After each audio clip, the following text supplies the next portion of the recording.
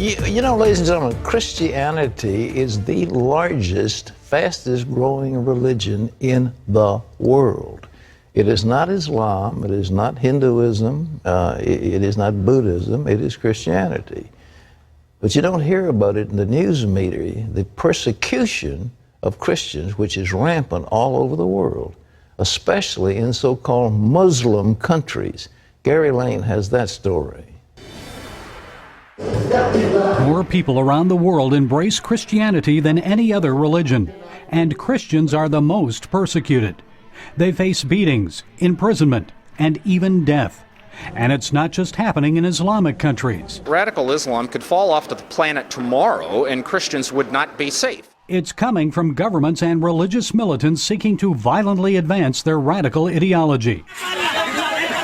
For example, last month in the Buddhist nation of Sri Lanka, a mob led by radical Buddhist monks attacked 2 Christian prayer centers, smashing windows and destroying Bibles.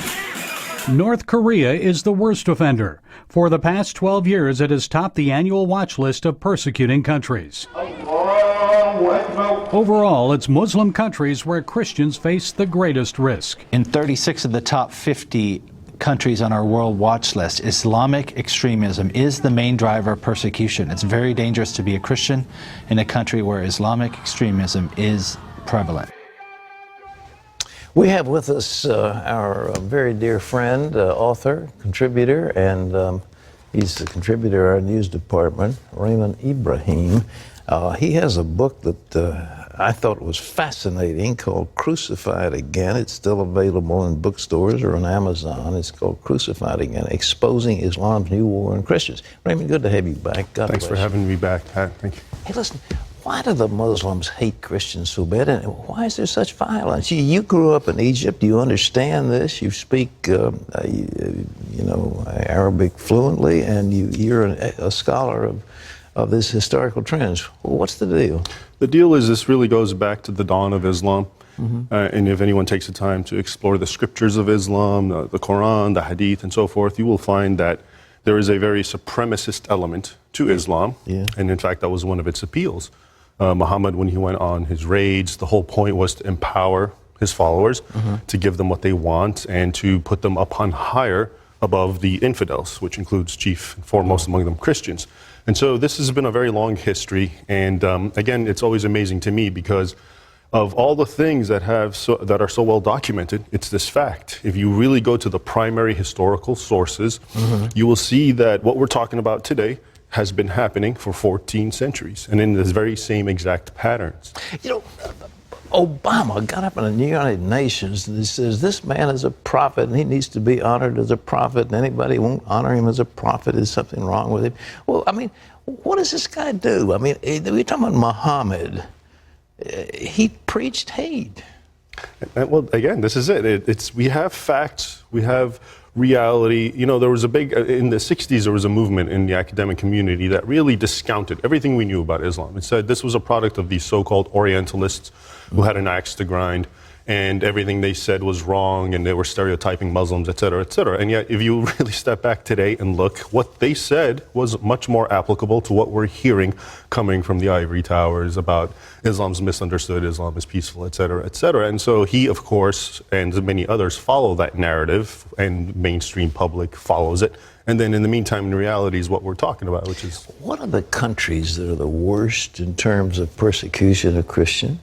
Well, it's very interesting. A well-known human rights organization recently published a report, annual report, discussing the 50 top worst countries to be Christians. And of course, I think 42 or 41 or 42, basically 82% are Islamic countries.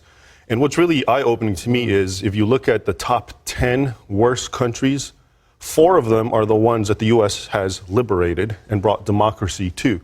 And this includes Afghanistan, Iraq, Libya, ongoing what's happening in Syria. All these countries, the U.S. came, tried to bring democracy, so forth, and what you saw there is a dramatic nose that the Christians have been attacked and persecuted.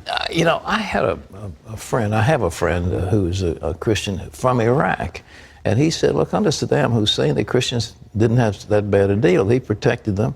What's the situation in Iraq now? We spent huge amounts of money, maybe as much as $1 trillion, setting them free. Right. And in Iraq, the most indigenous group, the Christians, well over half of that population has been decimated and are gone, if not killed.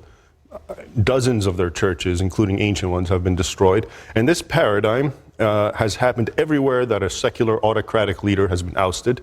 And, we brought democracy, or we brought this or that, the Muslim Brotherhood. You've seen the same pattern, a rise.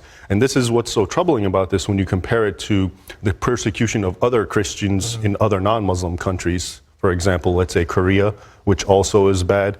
In those countries, it's a product of communism, and it's a product of a specific regime. And just like in the USSR, which was persecuting Christians, then it ended, then it was overthrown.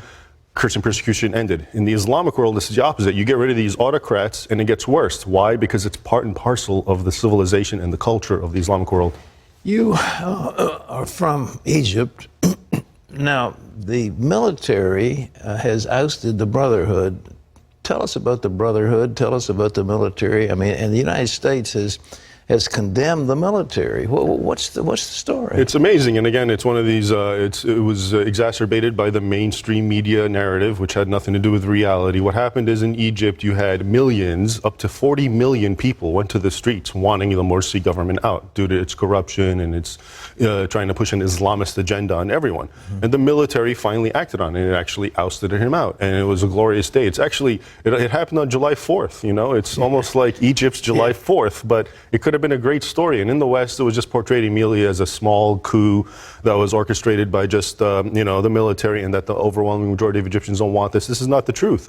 And this is because the U.S. is in cahoots with the Muslim Brotherhood. That's its strong horse that it's working with, and now it's been neutralized, at least in that region. Why? Why are we linked up with the Brotherhood? Well, that's Egypt is where the Muslim Brotherhood was born. Yes. Egypt is a Muslim country. And is it not telling that in Egypt, now the Muslim Brotherhood is so hated and it's being kicked out and it's near being banned? So this is what, in their own homeland, among their own co-religion, this is what happened to the Brotherhood. And yet here we, in America, the infidels, who are always being condemned and attacked by the Islamists, are supportive of them. So that's the great riddle. I mean, what's the agenda? Obama takes leaders of the Brotherhood into the White House for his consultation. Yeah, all the time. And it's just mind-boggling, because this group, even in America, was a completely banned organization. It's funny, it's banned in a lot of countries. It's banned in the Middle East. And the U.S. still won't declare it banned. What do they want to do? What's their goal? The Muslim Brotherhood? Yeah, right. The Muslim Brotherhood's stated goal in all their documents is to resurrect the caliphate. And by creating basically a United States of Islam, they call it that as a pun. And so from Morocco all the way to as far east in the Islamic world, let's say Pakistan and so forth, they want to unify it into one big block. And the problem is, that may sound fine, but the historical meaning behind the caliphate is it's an expansionist state. The caliphate exists to acquire more land and bring it under Islamic rule.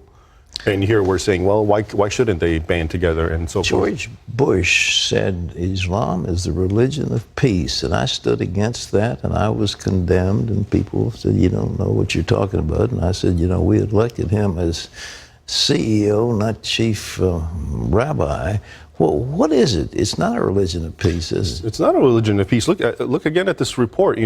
Christian persecution is happening, and in 82% of it is in the Muslim world. This includes Muslim countries that are our friends, Saudi Arabia, Muslim countries that are hostile with us, Iran. It includes rich Muslim countries, Qatar, Kuwait. It includes, of course, poor Muslim countries. It includes countries that have an Islamic regime, Pakistan or Iran. It includes Muslim countries that have democracies like Iraq. And so you come to find out what is the common denominator. It's Islam.